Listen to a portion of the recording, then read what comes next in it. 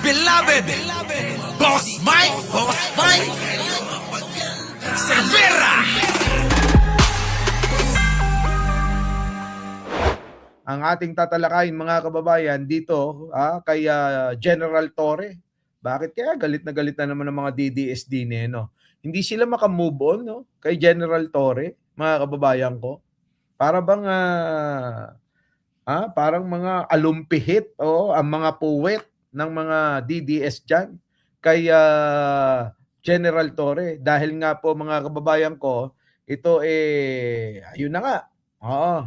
Na appoint bilang General Manager ng MMDA. Yo, mga kababayan ko. Kaya etong mga DDS, ewan ko ba, siguro naiinggit, tama si General Torre na naiinggit lang sila dahil kahit na wala sila, kahit anong posisyon, wala sila. Ganun talaga, mga kababayan ko. Sabi nga mga kababayan din yan mga kababayan ha. Oo, hindi yan. Remove.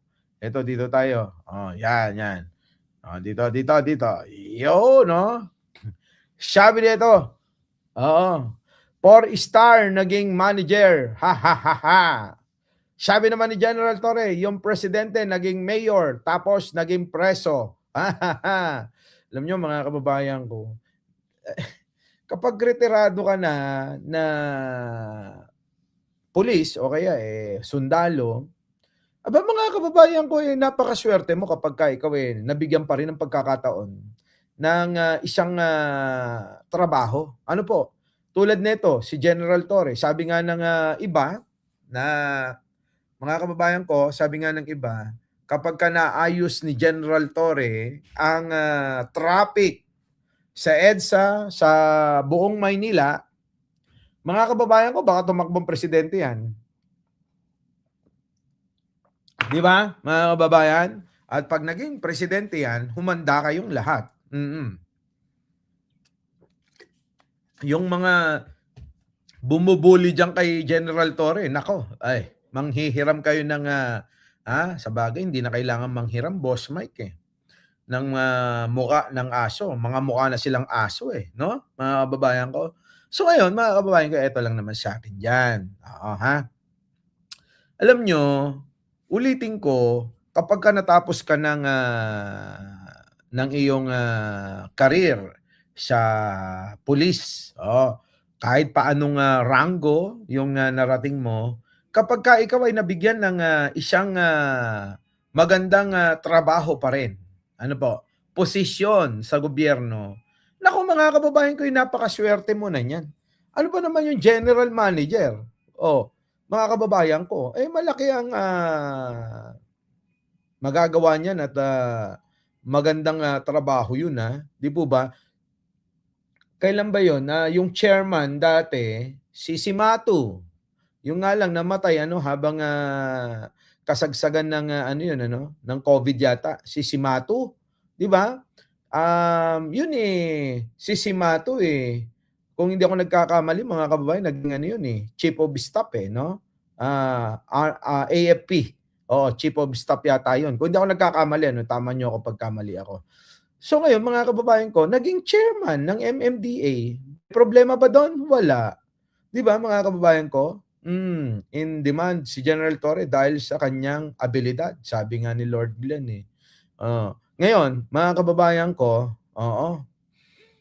galit na galit ang mga DDS. Halaka, ewan ko. Anong, hindi ko maintindihan Anong kailangan nilang ikagalit at ikainis at alam niyo yun, mga kababayan ko?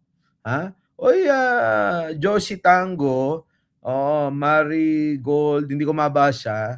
Opo, sa inyo pong lahat, shoutout sa inyo. Ano bang problema, mga kababayan?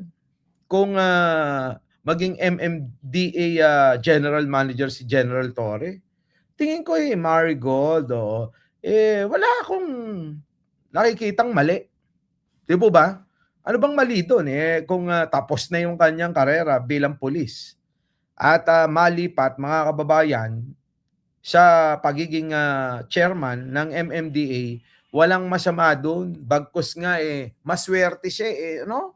Maswerte si General Torre dahil may trabaho pa rin Pero yung mga DDS na maiingay ngayon, yung mga DDS na nanghihila kay Pangulo kahit na ano ginagawa para lang makatira, kahit fake news ang dala-dala, mga kababayan ko, ayun, bitter na bitter pa rin sila. Kung ano-ano mga pinagsasabi, kulang na lang pati ang pagpatay kay Andres Bonifacio, ibibintang nila kay Pangulong Bongbong, ganon, kabiter. At sa lahat, mga kababayan, ng mga nakapanakit sa kampo ng mga Duterte, abay, doon sila nang gigigil. Kung inyo matatandaan, ito pong si General Torre ay siya po ang nanghuli ng isang pastor, nagpapanggap na pastor na manyakis daw di umano dahil pila-pila daw po yung kanyang niyuyot-yot gabi-gabi. Oo, ha? Ito pong si nagngangalang Pastor Kibuloy. Ano po? Sino ho nang huli dyan? Oo. Di ba si General Torre? Sundan pa, mga kababayan ko, ng paghuli uli sa kanilang poon na si Rodrigo Duterte. Di ba? Napakaraming eksena na nangyari bago po mabitbit at makaladkad na ni General Torre paakyat ng eroplano. Di ba? Ay, kayo talaga. Yan ba ang dahilan? O naiinggit lang kayo kay General Torre dahil hindi, di ba, mga kababayan ko? Hindi nyo kaya siya. Ngayon gusto nyong gumanti ng ng mga tirang ganyan. Ano ba yan? Panlalait o inggit talaga? Sabi nga ni General Torre, inggit lang yan, Mike, sila. Wala silang posisyon, wala trabaho. Tulad niyan, sila yung kumakantang abogado na DDS, yung mga laos na artista, isama nyo na si Aiko Melendez, di ba? Mga kababayan ko, isa pa yan, minsan talakayin natin niya si Aiko, si Aiko na, naging asawa, ng kapatid ni Anjo Eliana, na hiniwalayan din, na napunta nga kay Kung Hun, kay Congressman J. Kung Hun, at hiniwalayan din, yung nagngangalang Aiko Melendez, kung kani-kanino na lang napupunta, kung ang maalala nyo mga kababayan ko, parang naging jowa-jowaan pa yan ng isang politiko sa Bulacan, parang palit-palit na lang. Anyways, hindi naman yan yung topic natin. Balikan na lang natin yan sa mga susunod na panahon. Etong si Aiko Melendez, magandang talakayin yan Kasi sobra-sobra yung pasasalamat daw niya kay Sara Duterte. Hey! Ay nako, osla. Anyway, mga kababayan ko, pagdating nga dito kay General Torre, marami na napatunayan ito na talagang ito dedicated sa pagtatrabaho, 'di ba? Matindi ang dedikasyon nito pagdating sa kanyang trabaho na ginagampanan at binibigay sa kanya at nakaatang sa kanyang balikat. Opo, ang pagiging PNP, hindi pa nga siya PNP chief noon 'Di ba, mga kababayan ko, si General Torre?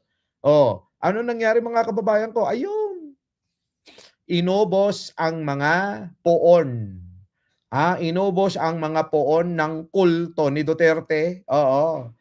Inuna na talaga si Kibuloy, sinunod si Digong. Kaya sila ngayon nagmamaktol dahil pag wala na sa pagiging PNP, meron na hong naghihintay na maging general manager ng MMDA. Yan. Our beloved Boss Mike